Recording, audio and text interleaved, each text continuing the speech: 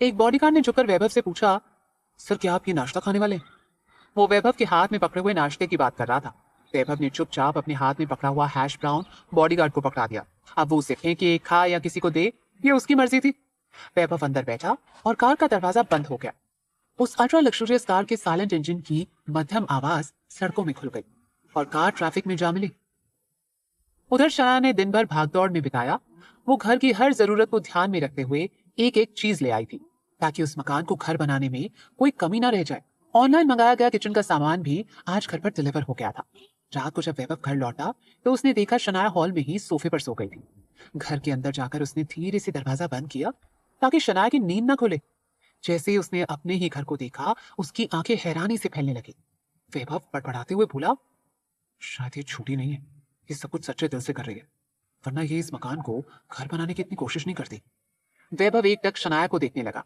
उसे अभी शनाया को समझने के लिए बहुत टाइम चाहिए था। वो इतनी जल्दी किसी भी कंक्लूजन पे नहीं पहुंच सकता था।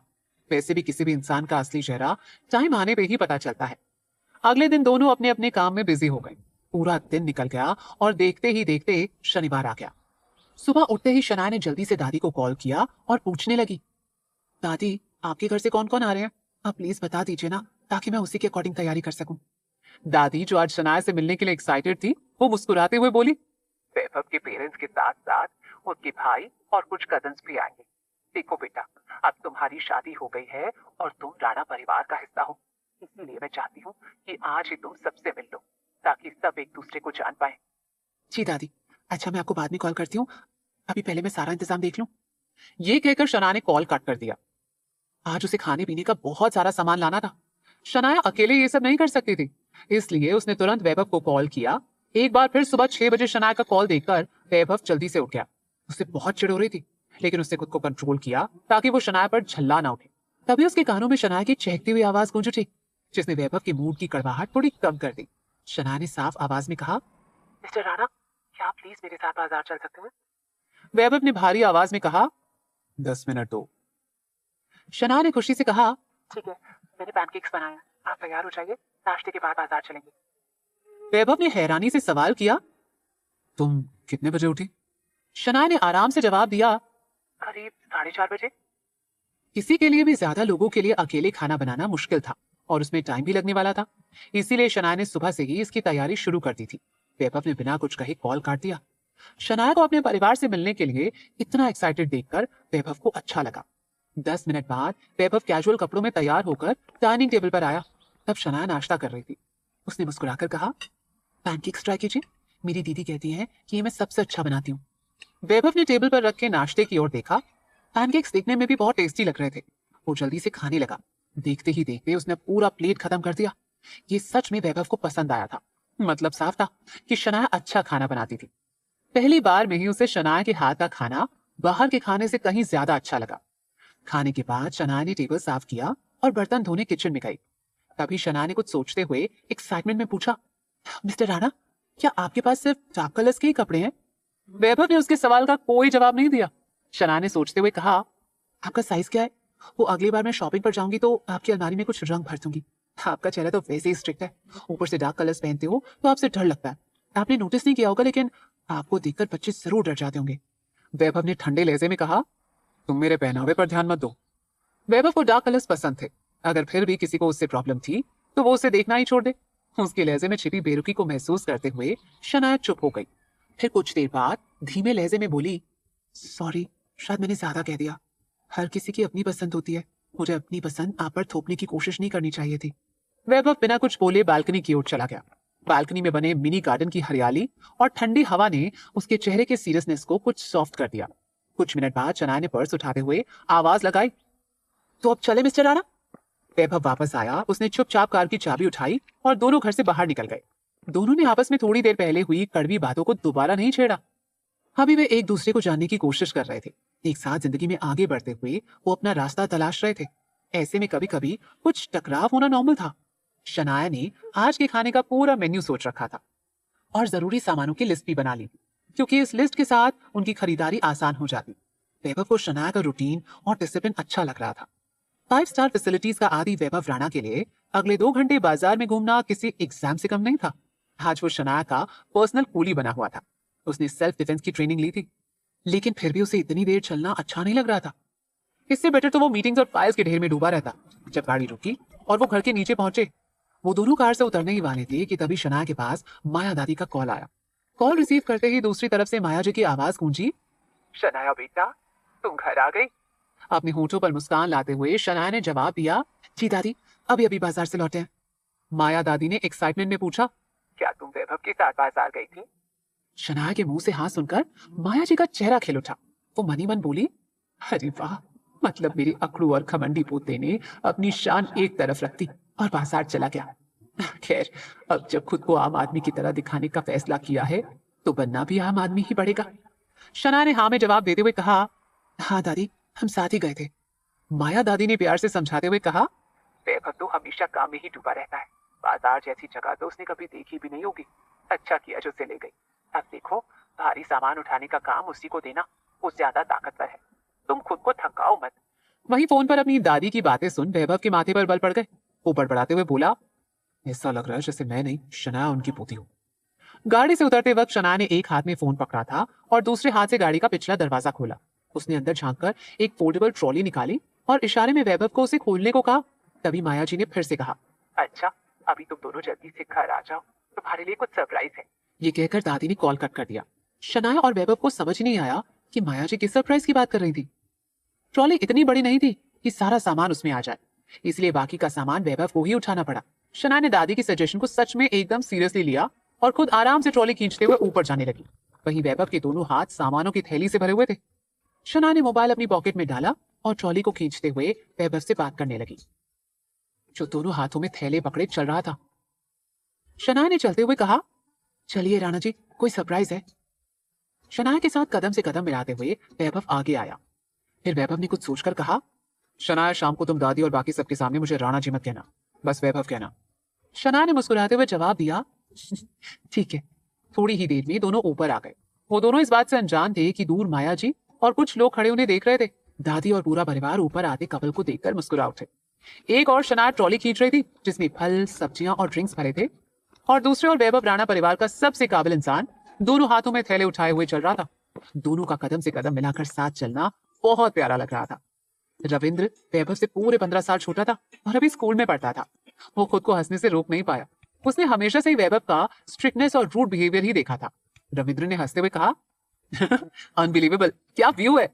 वैभव ने सबके बीच हमेशा एक सीरियस इमेज बनाई थी, पर किसी को ये उम्मीद नहीं थी कि एक दिन ऐसा भी आएगा जब वो वैभव का ऐसा रूप देखेंगे। माया दादी ने रविंद्र को डांटते हुए कहा, रविंद्र, चुप रहो। माया जी को यकीन होने लगा कि वैभव ने अपनी पहचान छुपाकर शनाया को परखने का जो तरीका चुना था वो गलत नहीं था। कम से कम इस बहाने वो भी वैभव का एक नया रूप देख पा रहे थे। रविंद्र ने अपनी हंसी रोकते हुए कहा, दादी क्या करूं, थोड़ा तो हंस लेने दीजिए। अब शनाया भाभी को चाहिए कि वैभव भैया के एक हाथ में फावड़ा पकड़ा दे, दूसरे में कुदाल, और फिर उनकी पीठ पर एक बच्चा भी बैठा दे। फिर भैया परफेक्ट फैमिली मैन नहीं तो कम से कम कूली मैन तो बन ही जाएंगे। रविंद्र की बात सुनकर सब एकदम चुप हो गए। कभी किसी ने यह गौर नहीं किया कि उस समय किसी की तीखी नजरें शनाया पर टिकी हुई थी। अगर उन नजरों का बस चलता तो वो वही शनाया को खत्म कर देती। माया जी ने सीरियस लहजे में सबको वार्न करते हुए कहा, तुम सब अच्छे से समझ लो, शनाया के सामने किसी भी तरीके से हमारी सच्चाई नहीं आनी चाहिए। तुम लोग यही बताओगे कि तुम सब सब्जियों की खेती करते हो, तुम्हारा फूलों का बिजनेस है जिससे तुम अपना गुजारा करते हो। सबकी कहानी एक जैसी होनी चाहिए।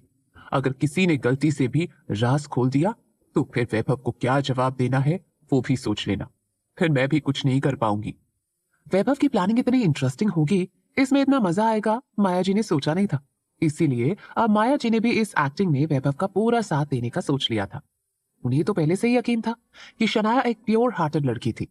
उम्र के इस मोड़ पर आकर दादी के पास लोगों को समझने का अच्छा तजुर्बा था। सब ने सिर हिलाते हुए एक साथ कहा, हम समझ गए। वैभव की फैमिली शनाया से पहले भी मिल चुकी थी, तब जब उसने ही माया जी की जान बचाई थी।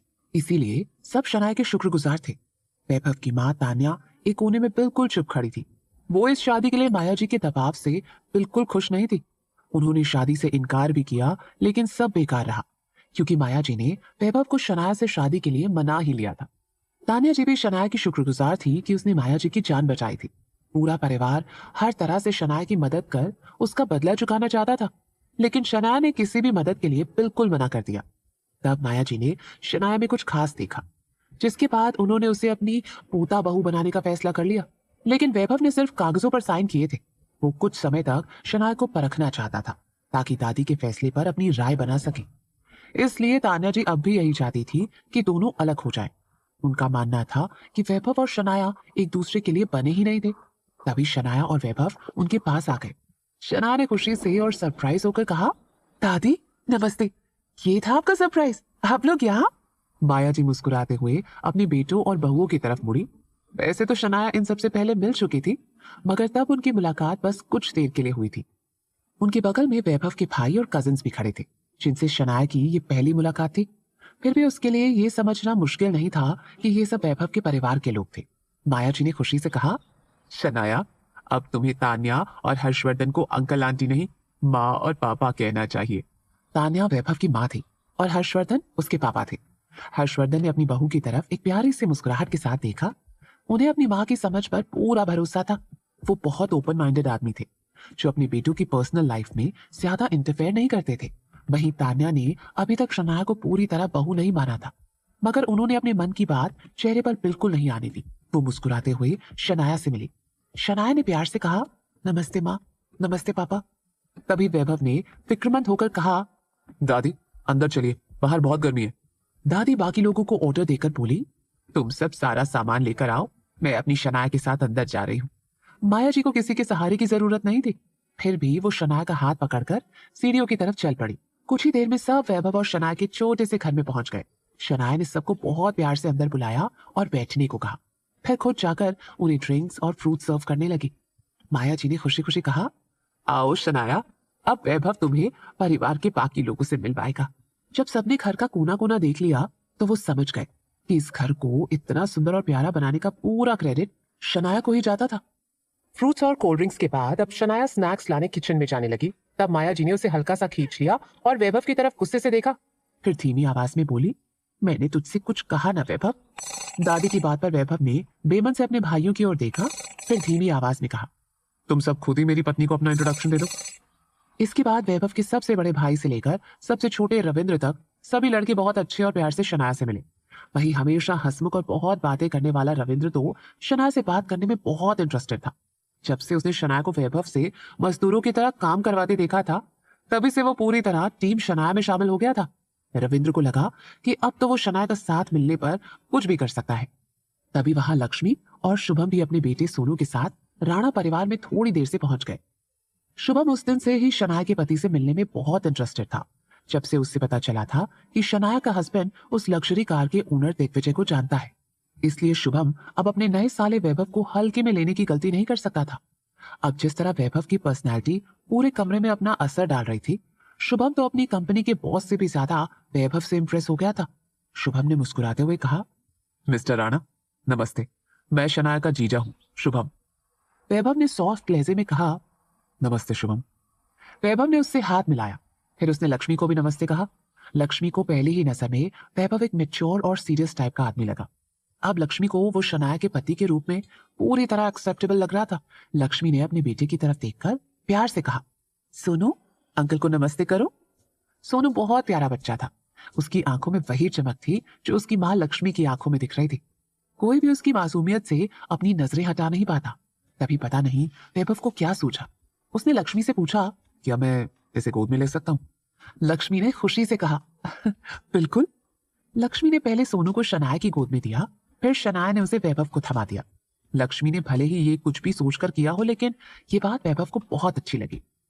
वैभव सोनू को गोद में लेकर ऊपर की तरफ चल पड़ा।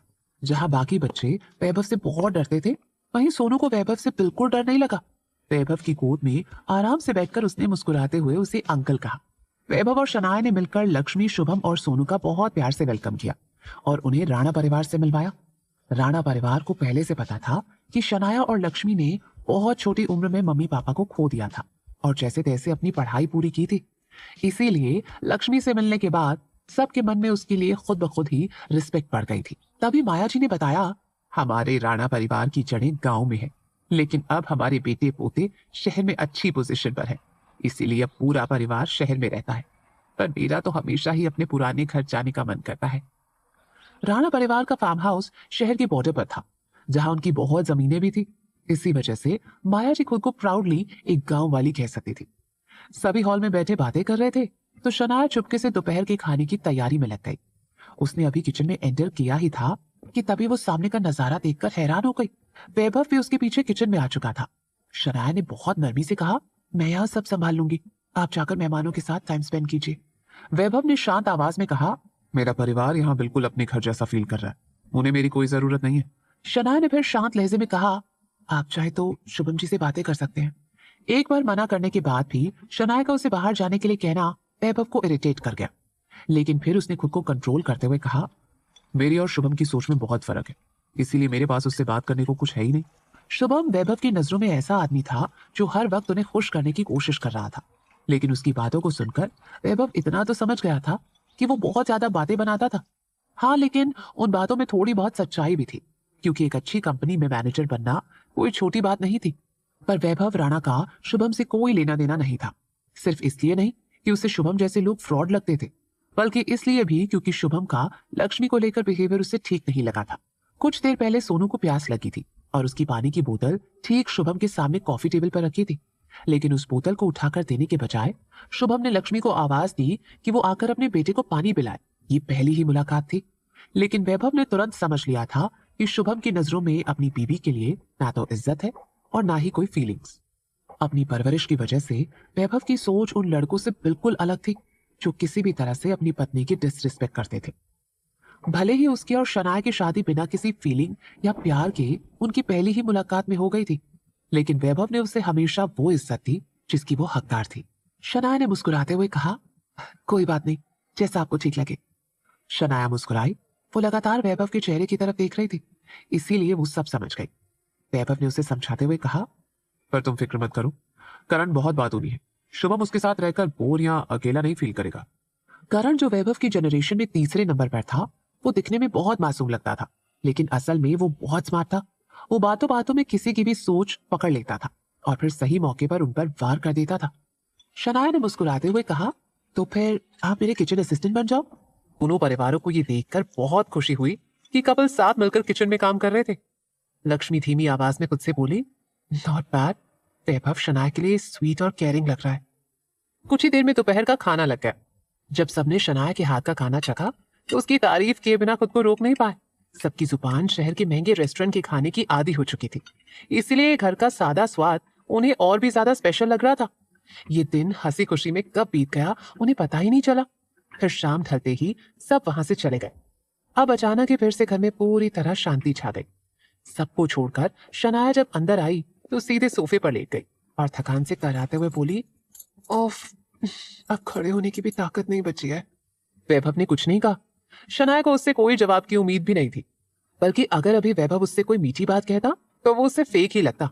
वैभव चुपचाप घर की सफाई करने लगा क्योंकि सोनू ने पूरा ड्राइंग रूम गंदा कर दिया था। कमरा साफ करने के बाद वैभव चुपके से किचन में चला गया और दरवाजे के पीछे टंगा एप्रन पहन लिया।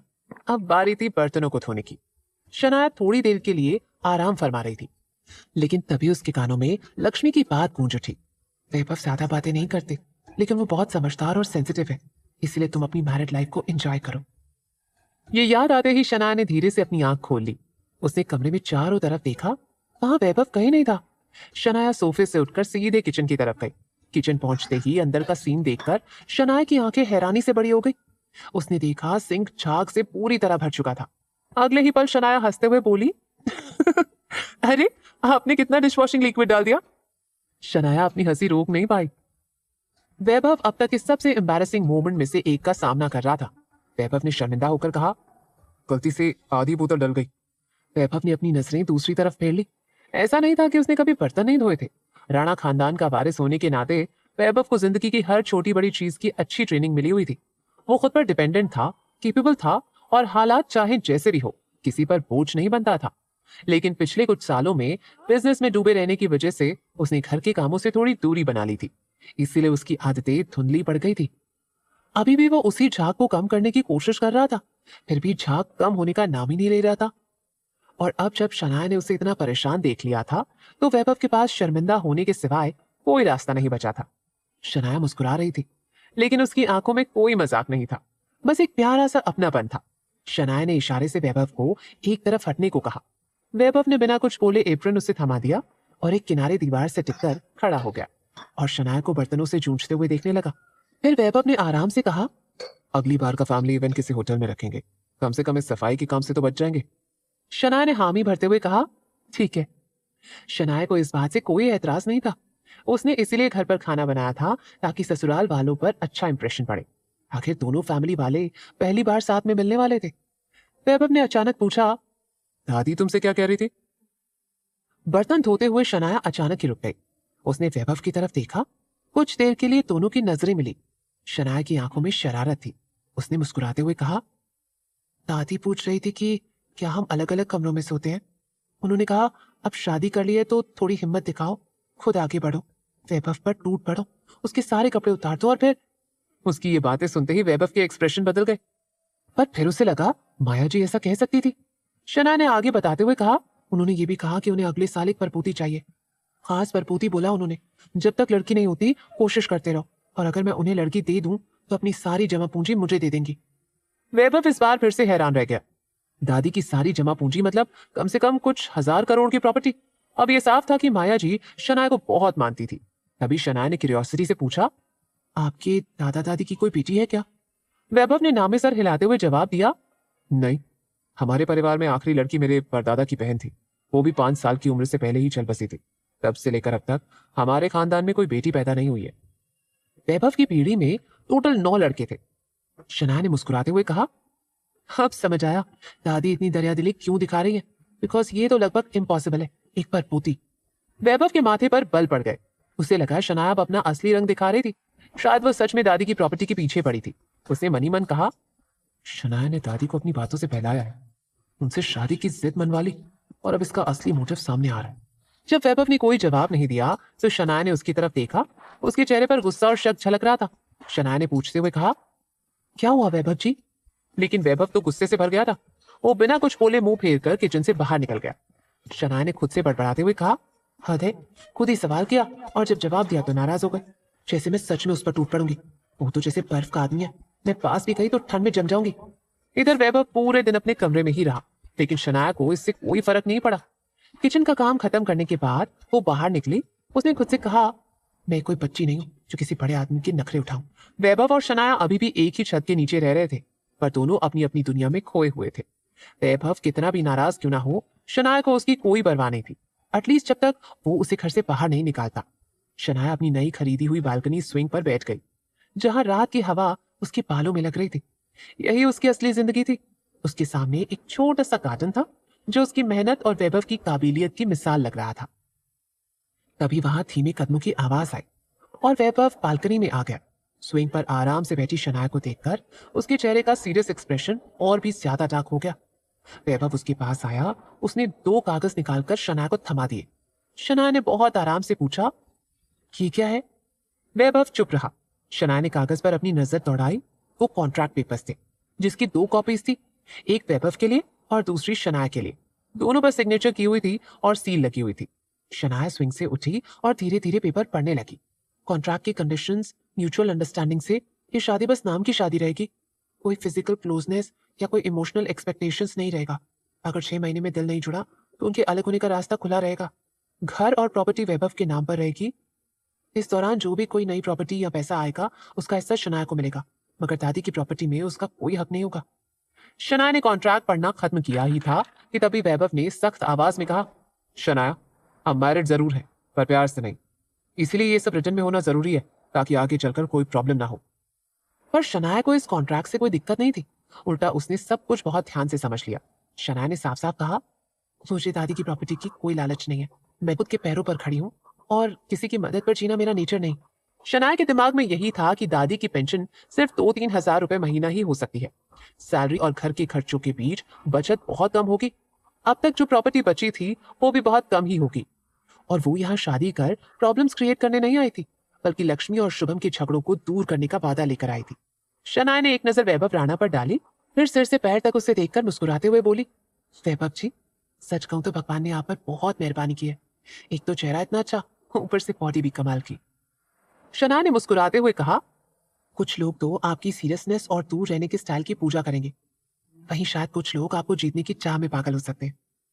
वैभव की आंखों में एक उदासी सी छा गई, लेकिन शनाया ने तुरंत लहजा बदलकर मुस्कुराते हुए कहा, हर किसी को आप अच्छे नहीं लग सकते, चिंता मत करो, मुझे आपसे प्यार नहीं होगा और ना ही मैं आपके करीब आने की कोशिश करूंगी। आपके बनाए उस कॉन्ट्रैक्ट से मुझे कोई प्रॉब्लम नहीं है, बस एक पेन दे दीजिए, मैं सिग्नेचर कर देती हूँ। वैभव को उम्मीद थी कि शनाया इस कॉन्ट्रैक्ट को पढ़कर गुस्से से फट पड़ेगी, लेकिन वो तो उसकी समझदारी की तारीफ कर रही थी। कुछ पल की खामोशी के बाद वैभव ने उसे एक पेन थमा दिया। शनाया झूले से उठी और बालकनी की रेलिंग के पास जाकर दीवार पर डॉक्यूमेंट्स टिकाकर साइन कर दिया। वैभव ने अपनी पॉकेट से एक इंक पैड निकाला, जिससे शनाया ने अंगूठा लगाकर कॉन्ट्रैक्ट पर लगा दिया। दोनों ने एक एक कॉन्ट्रैक्ट अपने पास रख ली। शनाया ने बहुत आराम से कॉन्ट्रैक्ट को मोड़ा और अपनी पॉकेट में रख लिया।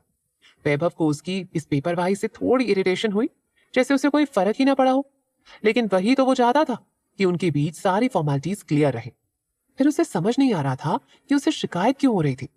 ये कॉन्ट्रैक्ट शनाया के लिए घाटे का सौदा था, फिर भी उसने कोई नई शर्त नहीं जोड़ी, ना ही कोई फायदा मांगा। वैभव बोला, तुम थक गई हो, अब थोड़ा रेस्ट कर लो। शनाया ने मुस्कुराते हुए कहा, आप भी आराम कर लीजिए, मैं तो बस यहीं बैठकर थोड़ी देर फूल पौधों को देखूंगी। हमेशा से ही मेरा सपना था कि मेरे घर में एक बालकनी हो जहां ढेर सारे पौधे हों। अब वो सपना पूरा हो गया है, तो ये नजारा छोड़ने का मन ही नहीं करता। उसके चेहरे पर कोई शिकायत नहीं थी, ना ही कोई अफसोस था। वैभव को समझ नहीं आ रहा था कि क्या सच में उसने बिना किसी स्वार्थ के ये शादी की थी। क्या वैभव ही जरूरत से ज्यादा सोच रहा था, वरना इतने सख्त कॉन्ट्रैक्ट के बाद भी वो इतनी शांत और खुश कैसे रह सकती थी। कुछ पल तक वैभव राणा बस चुपचाप उसे देखता रहा, फिर बिना कुछ कहे पलट गया। उसने चाबियां उठाई और दरवाजे की तरफ बढ़ गया। बालकनी से शनाया की शांत आवाज आई, वैभव जी, आप कहीं बाहर जा रहे हैं क्या? वैभव ने जवाब दिया, हाँ, मेरा इंतजार मत करना। उसकी बात सुनकर शनाया ने मुस्कुराते हुए कहा, मैंने आपका इंतजार किया ही कब है। बाहर जाते हुए वैभव के कदम रुक गए। उसका जवाब वैभव के चेहरे पर जोरदार थप्पड़ की तरह लगा, जिसके बाद वैभव तेजी से बाहर निकल गया। वैभव सीधे दिग्विजय लखानी के घर आ गया, शायद ड्रिंक्स लेने, क्योंकि शनाया ने आज उसे अंदर तक खिला दिया था। आज उस कॉन्ट्रैक्ट के बाद असल में शर्मिंदा और बेचैन शनाया को होना चाहिए था, लेकिन उसे तो जैसे कोई फर्क ही नहीं पड़ा। उल्टा वैभव खुद भीतर तक खौल उठा, शायद इसीलिए क्योंकि पहली बार किसी ने उसे ऐसे इग्नोर किया था। जैसे उस कॉन्ट्रैक्ट पर शनाया ने कोई रिएक्शन नहीं दिया था, ठीक वैसे ही वो वैभव के लिए पूरी तरह मूडी थी। उसे इस बात से कोई फर्क नहीं पड़ता था कि वैभव देखने में हैंडसम था या नहीं। उसने वैभव की बॉडी की तारीफ तो की, मगर उसके करीब आने की कोई कोशिश नहीं की थी और ना ही प्यार जताया था। उसे इस बात में भी कोई इंटरेस्ट नहीं था कि वो वैभव राणा नाम के उस सपनों के राजकुमार से मैरिड थी, जिसके लिए ना जाने कितनी लड़कियां तरसती थी। अजीब बात यह थी कि वैभव को इस दूरी से राहत महसूस होनी चाहिए थी। कम से कम वो औरत उससे जकड़ने की कोशिश नहीं कर रही थी, पर उसे अजीब लग रहा था। यही सोचकर वैभव ने लखानी हाउस में काफी ज्यादा पी ली। दिग्विजय ने भी मौका देखकर उसके सामने जबरदस्त शराब पेश कर दी। अब वैभव का सिर चकराने लगा। आमतौर पर वैभव अच्छा खासा ड्रिंक कर लेता था, लेकिन आज उसने बहुत ज्यादा पी ली थी। दिग्विजय का उससे भी बुरा हाल था। वो खुद अब सोफे पर बेहोश पड़ा था। बॉडीगार्ड्स ने किसी तरह वैभव को उठाया और कार में बिठा दिया। रास्ते में एक बॉडीगार्ड ने पूछा, सर आपको कहाँ छोड़े? वैभव ने लड़खड़ाती आवाज में कहा, स्प्रिंगफील्ड। स्प्रिंगफील्ड पहुंचने पर वैभव अब भी चल पा रहा था, लेकिन बॉडीगार्ड्स को उसे अकेला छोड़ने में झिझक हो रही थी। वो वैभव को ऊपर सीढ़ियों तक छोड़ आए। बॉडीगार्ड ने पूछा, सर मैम को जगा दूं, क्योंकि अब काफी रात हो चुकी है। अपने पॉकेट में चाबी ढूंढते हुए वैभव छल्लाते हुए बोला, कोई जरूरत नहीं। वैभव राणा और शनाया शाह की शादी बस कागजों पर थी, एक फॉर्मेलिटी का रिश्ता जिसमें फीलिंग्स की कोई जगह नहीं थी। भले ही शराब का असर वैभव के सिर पर चढ़ रहा था, लेकिन उसे शनाया की देखभाल की कोई जरूरत नहीं थी। 30 साल की उम्र के वैभव ने अपना पहला किस तक नहीं किया था और ना ही कभी किसी के साथ फिजिकल हुआ था। प्यार जैसी चीज उसकी जिंदगी में कभी आई ही नहीं थी। इसलिए माया जी अक्सर उसे एक बोरिंग और इमोशनलेस पर्सन कहती थी, लेकिन शायद इसी वजह से उसने शनाया से शादी कर ली थी, सिर्फ दादी से अपना पीछा छुड़ाने के लिए। वैभव को चाबी कहीं नहीं मिली तो वो बड़बड़ाया, जतिन, लगता है मिसेस को जगाना पड़ेगा। बॉडीगार्ड जतिन ने तुरंत दरवाजा खटखटाना शुरू कर दिया। शनाया हल्की नींद में थी और इस तेज खटखटाहट ने उसे जगा दिया। उसने ध्यान दिया कोई दरवाजे पर था। जैसे ही वो उठी उसे याद आया कि वो नाइटी में है। अलमारी से उसने झट से एक मोटी सर्दियों वाली जैकेट निकाली और दरवाजा खोलने चली गई। जैसे ही दरवाजा खुला, वैभव और जतिन दोनों उसकी वो मोटी जैकेट देखकर हैरान हो गए। जून का महीना था। सुबह शाम हल्की बारिश की वजह से ठंड जरूर थी, लेकिन दिन में गर्मी अब भी बहुत तेज थी। तभी जतिन ने हालात संभालते हुए बहुत पोलाइटली कहा, नमस्ते मैडम, मैं एक कैब ड्राइवर हूँ। सर नशे में है इसीलिए मैं उन्हें ऊपर तक छोड़ने आ गया। जतिन ने सही मौके पर झूठ कह दिया। उसने चाबी शनाया को दे दी और उससे इशारे से वैभव को कंधा देने को कहा। अचानक ही शनाया को ऐसा लगा जैसे किसी ने उसके ऊपर पत्थर रख दिया हो। वैभव सच में बहुत भारी था। शनाया मुस्कुराते हुए बोली, थैंक यू भैया। जतिन ने पोलाइटली कहा, कोई बात नहीं। जतिन ने एक नजर वैभव पर डाली और चुपचाप निकल गया। दरवाजा बंद करके शनाया ने वैभव को सहारा देते हुए अंदर ले जाना शुरू किया। शनाया बड़बड़ाते हुए बोली, इतना पीने की क्या जरूरत थी? शराब की बदबू से तो पूरा घर भर गया। वैभव कुछ नहीं बोला, लेकिन मनी मन में कहा, मैंने किसकी वजह से पी? तुम्हारी वजह से। शनाया ने चाबियां कॉफी टेबल पर फेंकी और वैभव को उसके कमरे के दरवाजे तक लाकर रुक गई। शनाया ने साफ आवाज में कहा, एग्रीमेंट में साफ लिखा है कि आपका कमरा मेरी पहुंच से बाहर है। अब आगे आप खुद जाओगे, आपको नहाने की जरूरत नहीं है। इस हालत में कहीं बाथरूम में डूब ही ना जाओ। वैभव ने लड़खड़ाते हुए दरवाजा खोला और अंदर चला गया। कुछ कदम चलने के बाद वो रुका और धीरे से मुड़कर पूछा, इतनी गर्मी में ये मोटी जैकेट क्यों पहन रखी है? वैभव को लगा शायद उसे शराब का नशा था, इसीलिए वो कुछ उल्टा सीधा देख रहा था। शनाया ने बिना किसी भाव के जवाब दिया, तैयार होने का टाइम नहीं था तो जैकेट पहनकर दरवाजा खोल दिया। जवाब सुनकर वैभव ने दरवाजा बंद कर दिया। धड़ाम की आवाज के साथ दोनों की बातचीत वहीं खत्म हो गई। अपने कमरे में लौटकर शनाया ने फटाफट जैकेट उतारी और राहत की सांस लेते हुए कहा, हाय राम, ये गर्मी तो जान ही ले लेगी। उधर वैभव अपने कमरे की खामोशी में कुछ देर खड़ा रहा, फिर बिस्तर की तरफ बढ़ा और सीधे उस पर गिर पड़ा। उसे इस समय नींद की सबसे ज्यादा जरूरत थी।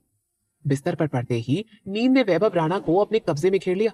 जब अगली दोपहर उसकी आंखें खुली तो सूरज सिर पर चढ़ा हुआ था। पूरी रात बिना एसी चलाए सोने की वजह से कमरे में शराब और पसीने की मिलीजुली बदबू फैली हुई थी। सफाई को लेकर उसकी सेंसिटिविटी ने उसे सीधे बाथरूम की तरफ भागने पर मजबूर कर दिया। उसने वहीं उल्टी की और तुरंत नहा लिया। बाथरूम से निकलने के बाद वैभव को बहुत हल्का और ताजा महसूस होने लगा। कल रात के नशे को याद करके उसने खुद से कहा, अब कभी इतना ज्यादा ड्रिंक नहीं करूंगा। ये अच्छी बात थी कि ड्रिंक करने से पहले वो शनाया के साथ अग्रीमेंट साइन कर चुका था। शनाया ने उस एग्रीमेंट की रिस्पेक्ट की और उसकी कमजोर हालत का कोई फायदा नहीं उठाया। अब वैभव को ये सोचना पड़ रहा था कि क्या सच में ऐसा कॉन्ट्रैक्ट बनाना जरूरी था। खैर, अब जब दोनों ने इसे मान लिया था तो उन्हें ये निभाना ही था। मन को थोड़ी शांति मिलने के बाद वैभव को भूख लगी। वो ये उम्मीद करता हुआ कमरे से बाहर निकला कि खाने की टेबल पर गरम गरम नाश्ता उसका इंतजार कर रहा होगा, लेकिन उसके सारे अंदाजे गलत साबित हो गए। जब उसे टेबल पर एक पर्ची मिली, उस पर्ची में शनाया का छोटा सा मैसेज था, मैं काम पर जा रही हूँ, खाना खुद बना लेना। शनाया की ये हरकत देखकर वैभव ने चुपचाप वो पर्ची मोड़कर डस्टबिन में फेंकी। आज संडे था, दुकान पर ज्यादा भीड़ नहीं थी। यहाँ तक कि संडे को ज्यादातर दुकानें बंद ही रहती थी क्योंकि कस्टमर्स आते ही नहीं थे। फिर भी शनाया दुकान पर पहुंच गई थी। आज का दिन ऑनलाइन बिक्री के लिए नए क्राफ्ट बनाने का बिल्कुल परफेक्ट मौका था। जैस्मिन भी वहां पहले से ही मौजूद थी। शनाया को दुकान में देखकर जैस्मिन ने हैरानी से पूछा, शना, आज रविवार है और तू यहाँ? आज तू तो अपने भांजे सोनू के साथ पार्क होती है ना? शनाया ने मुस्कुराकर कहा, ऑनलाइन स्टॉक रिफिल करने का टाइम आ गया। तू क्या कर रही है आज? जैस्मिन ने मायूस होकर कहा, उफ, मैं अपनी माँ के तानों से तंग आ गई थी तो यहाँ आकर चुप गई। शनाया ने हंसते हुए पूछा, अब क्या हो गया? जैस्मिन ने परेशान होकर कहा, वो इस बात से नाराज है कि उस डिनर पार्टी में मैं कोई लड़का क्यों नहीं पसंद कर पाई। उन्हें लगता है जैसे लड़के चुनना सब्जी खरीदना हो। उन्हें लगता है कि उनकी बेटी कोई मिस यूनिवर्स है जिसके पीछे लड़कों की लाइन लगी है। जैस्मिन ने सोचते हुए कहा, वैसे ये दुनिया भी कितनी अजीब है, जो हमें चाहिए वो मिलता नहीं और जिसे हम चाहिए वो किसी और को चाहिए। उसकी बात सुनकर शनाया ठहाका मारकर हंस पड़ी। जैस्मिन ने उसे हर माँ बाप की आम प्रॉब्लम बता दी थी। जब बच्चे शादी की उम्र के होते हैं तो मम्मी पापा को उनकी शादी की फिक्र सताने लगती है। 25 की उम्र में शादी ना हो तो देरी मान ली जाती है। जैस्मिन ने परेशानी जताते हुए कहा, माँ ने मेरी मौसी से कह दिया है कि वो मुझे लड़कों से मिलवाएं। आज रात एक कैफे में मेरी ब्लाइंड डेट फिक्स की गई है। रात को कैफे में डेट, अगर कॉफी पीने लगे तो शायद सुबह तक चलेगी। शना, तू भी चलना मेरे साथ। उसकी बात पर शना ने सिर हिलाया। शना ने मना करते हुए कहा, नो थैंक्स। जैस्मिन ने फिर से उसे मनाते हुए कहा, अरे शनाया, हाँ बोलना यार, तू ही तो मेरी सबसे प्यारी सहेली है। तू हमेशा मेरा ख्याल रखती है।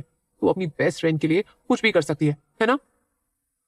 शना ने साफ आवाज में कहा, मैं हमेशा तेरा ख्याल नहीं रखती। अब तू किसी और को ढूंढ ले जो तेरे लिए कुछ भी कर सके।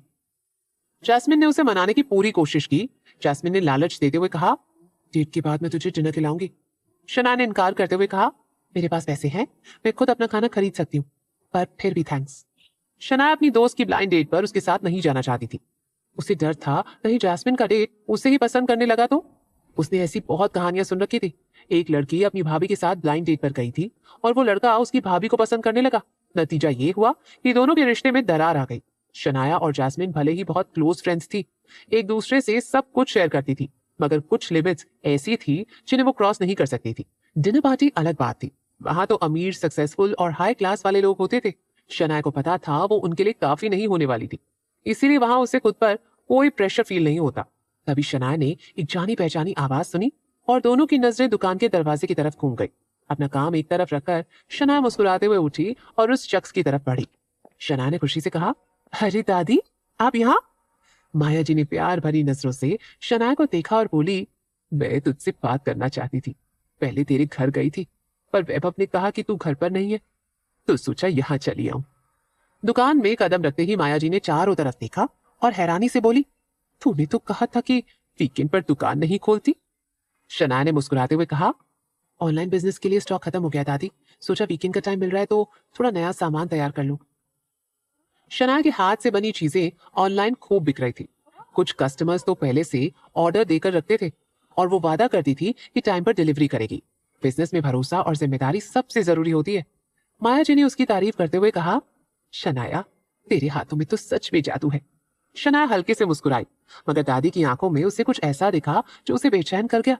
शनाया ने धीरे से पूछा, दादी, क्या बात है, आप कुछ छुपा रही हैं क्या? माया जी की मुस्कुराहट वैसी की वैसी थी, लेकिन उनकी उंगलियां अचानक कांपने लगी। वो एक पल चुप रही, फिर धीमी और सीरियस आवाज में बोली, मैं यहाँ सिर्फ तेरी तारीफ करने नहीं आई हूँ शनाया, कुछ बहुत जरूरी बात है और ये तेरी और वैभव की जिंदगी पूरी तरह बदल सकती है। ये बात किसी तीसरे को पता नहीं चलनी चाहिए। शनाया का दिल एक पल को थम सा गया। शनाया ने बेचैनी से पूछा, कैसी बात दादी? माया जी ने इधर उधर नजर दौड़ाई। वो कुछ बोलती, इसके पहले ही दुकान का दरवाजा फिर खुला। किसी की परछाई दरवाजे पर आकर रुक गई।